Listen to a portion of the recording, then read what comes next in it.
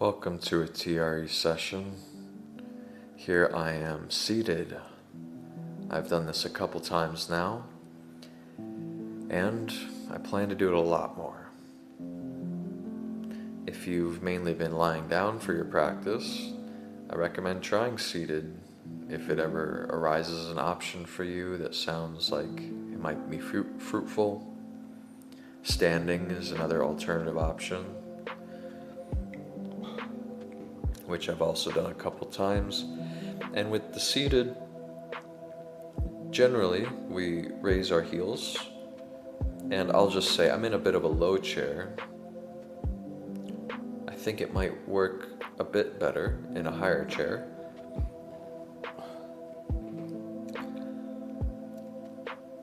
But really it's worth tremoring in various positions to see what's best. And really there is no best, it's just what is bringing up tremors in new places, because we want to invite the tremors from different angles, even though certain positions will be more beneficial for us than others.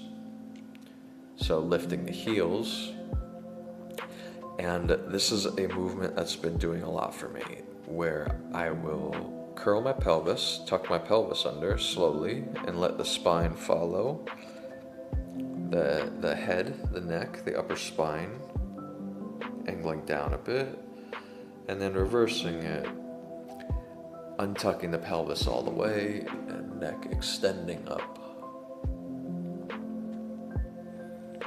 And that removes tension and puts tension on the psoas, which is the deep core muscle. It's a large muscle. It connects our lower body to our upper body from the pelvis to the spine,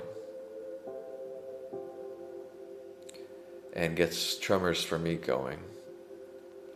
And it also shows me where I'm holding tension.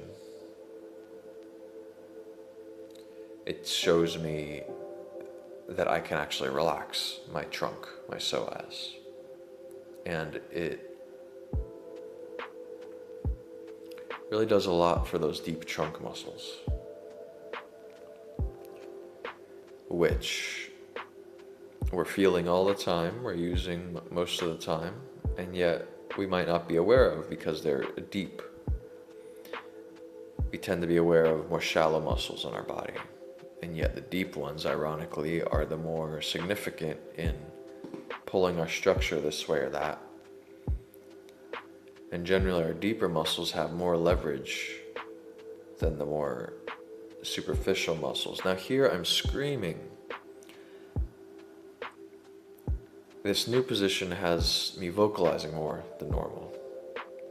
And I live in a building with people, and I don't want to scream. That's a personal choice.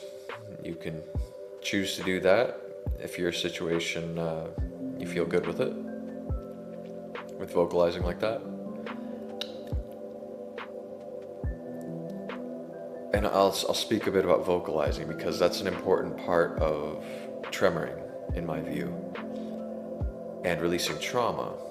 So in a way, we're revisiting, well, our childhood largely, where we put on so much of our trauma patterns. And that involved, for most of us, a lot of vocal suppression. If you went to school for 8 hours a day and were forced to sit down and be quiet,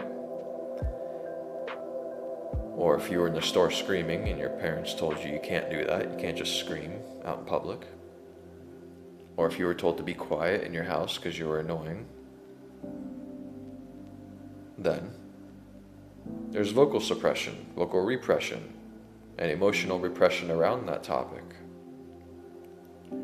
Because when we're told to be quiet, when we're told to physically suppress, we also have an ego story about why that is. And it inevitably is going to center around something wrong with us or something wrong with the world, or both. So as vulnerable as it might be to vocalize, and it's by far the least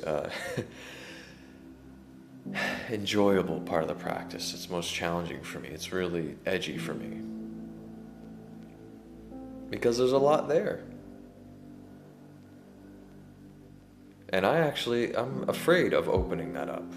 If I start vocalizing, I might just need to scream forever, and I don't want to go through that.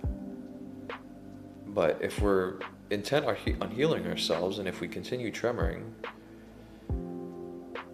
there may come a point where certain traumas, well, they show up for healing, and it's time to address them. And so for me, I'm going through a wave where I've been kind of neglecting the vocalizing that's been available in my practice. I did it in the beginning when I first started TRE a lot, and then I started traveling and sharing spaces with people, and I've kind of inhibited myself. Well, I have inhibited myself very much. And now I'm recognizing that my practice is not as effective. So here I am self-comforting, or sealing up the energetic holes, let's say, with my hands, just holding myself, hand over the chest, hand over the navel. It's what feels right. You might choose to use touch in this sort of capacity and actually touch your body, but for now, I'm preferring more of an energetic touch. And a lot of yawns as I return to a normal state of being. And that's it for this session. Wishing y'all really well, and see you next time.